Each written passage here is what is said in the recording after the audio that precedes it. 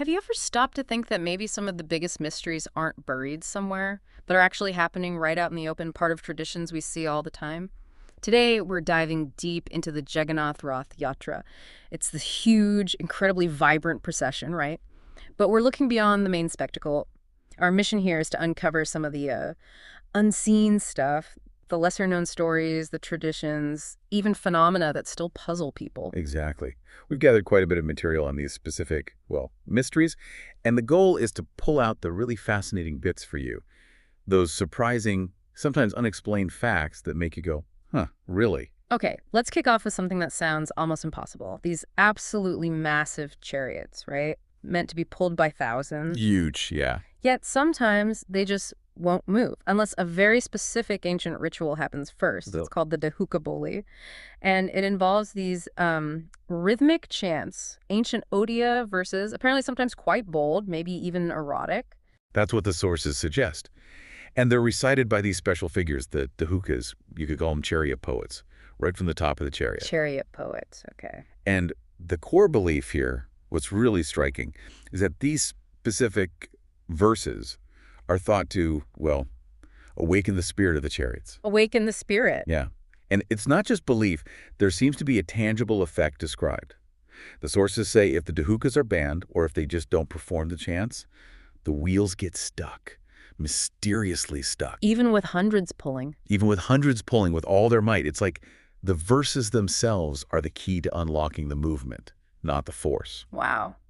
And what about modern times? Have they tried to, stop this? They have. There have been attempts to ban the verses, sometimes due to their content.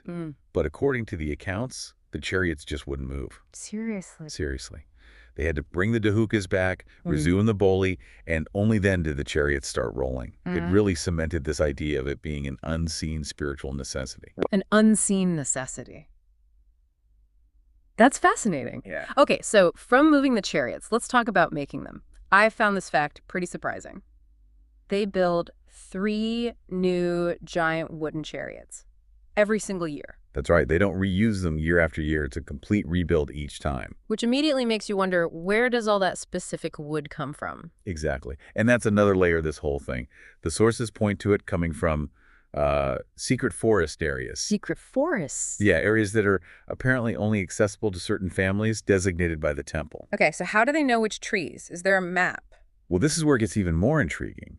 The location of the right trees isn't written down. It's said to be revealed through, get this, dreams or oracles. Dreams! Like literally someone dreams where the tree is. That's the tradition. Yeah. And the trees themselves have to have specific qualities. They need to bear certain marks, sacred symbols like a chakra or a conch shell, maybe a mark associated with Vishnu. So it's not just any old tree from a secret spot. It has to be divinely marked and revealed in a dream. Pretty much.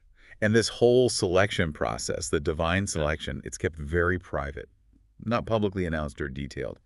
Adds to the mystique. Definitely adds to the mystique. Okay, let's shift from the chariots to the temple itself. The Jagannath temple in Puri. There's this famous, let's call it an oddity. The flag. Yes, the Petita Babana. A flag on top of the main dome. People widely report that it always flies against the direction of the wind. It's one of the most talked about phenomena there, yeah. Oh, yeah. Defies simple explanation. And connected to that, there's a daily ritual, especially highlighted during Rath Yatra time. Which is?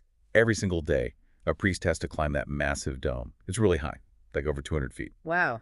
And they climb it without any modern climbing gear. Yeah. Bare hands and feet, essentially, to change that flag. Every day, without fail. Without fail. And here's the kicker. The belief tied to this is incredibly strong. If for any reason that ritual is missed even once, the temple must remain shut for 18 years. 18 years. Just for missing one day of changing the flag. That's the tradition, the invisible law, as some call it. And apparently it's never, ever broken. Not through storms, cyclones, anything. That level of commitment is just staggering. To think of the pressure, ensuring it happens daily under potentially dangerous conditions. It really speaks to the power of that belief, doesn't it? Yeah. The consequence is so immense, it ensures continuity. Absolutely.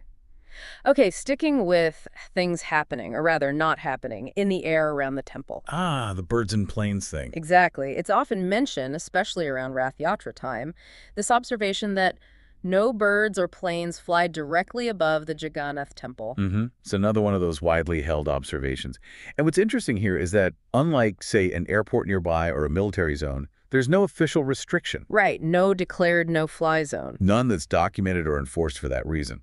The common explanation you'll hear is rooted in belief that the temple dome itself generates a powerful spiritual field or energy. A spiritual energy field that keeps birds and planes away. That's the idea, that this spiritual aura effectively prevents aerial traffic directly overhead. Again, no scientific basis offered. It's purely based on observation and belief. Fascinating. It makes you think about space and energy in ways we don't normally consider. Now let's talk visuals, something devotees experience during Rath Yatra. You mean the Sudarshan chakra? Precisely. The idols are out, moving in procession, people are everywhere, looking from all different angles.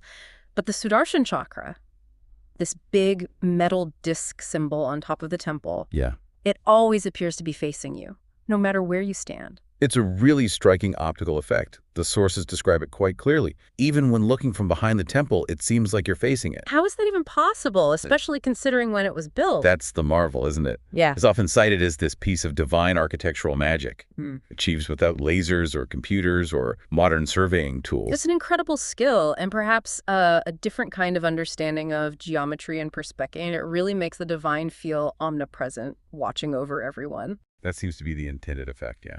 A constant connection. Okay, one last tradition, and this one feels incredibly human.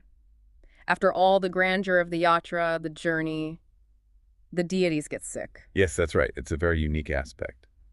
After the strenuous journey and the exposure, the idols of Jagannath, Balabhadra, and Subhadra are said to fall ill. Fall ill? Like catch a cold? Essentially, yes. Yes. Symbolically. They enter a period of isolation for 15 days. It's called Anavasara. Anavasar. And during this time, No public viewing, no darshan is allowed. The deities are kept in a private space, sort of like a sick room, and they're given special care. what kind of care? Herbal medicines, specific potions prepared according to tradition are offered to them. The reasoning given is quite down to earth.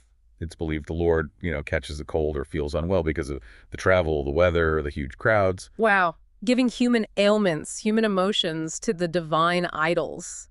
Exactly. Yeah. It's profoundly symbolic. It creates this incredibly intimate, emotional bond between the deities and the devotees. It makes the divine feel relatable, like they experience the world in a way humans can understand. It bridges that gap, doesn't it, between the all-powerful and the everyday. What an amazing collection of stories and phenomena we've touched on. It really is. From chariots needing chance to move, to wood revealed in dreams, flags defying wind, that ever-watching chakra.